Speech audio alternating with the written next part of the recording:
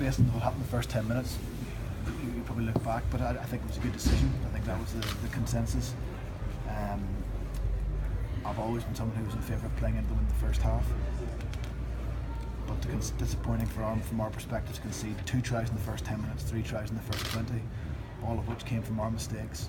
I don't think we made Exeter work through any sort of phase play at all to earn their try, so that's the disappointing aspect of the game. But credit to Exeter, credit to both teams actually in horrific conditions to try and play a bit of rugby. How disappointing is that, David, the fact that, as you say, such difficult conditions, and the last thing you want to be doing is coughing at the ball as you were?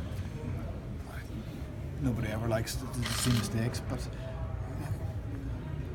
on a day like today, it's about whoever's going to win the game is the team that makes the least mistakes. We talked about it in the build-up to the game.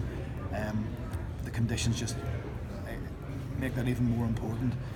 And in any game, there are 1 or 2 mistakes. Today, as I said, the mistakes that were made were key. 3 tries, and against a team as good as Exeter, who defend as well as they do, and the conditions that were there, to be 19-0 down, it's a long way back.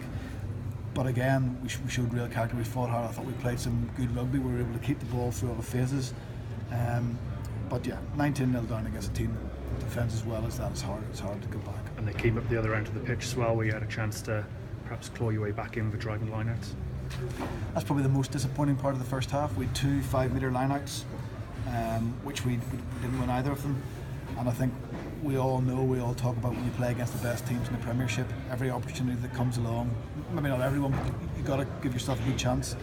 And the game like today, with the conditions as they were, there were probably only going to be a few opportunities, and that would have given us a chance to get some sort of thing or something out of the first half. But again, that's one of the bits we'll go away and look at.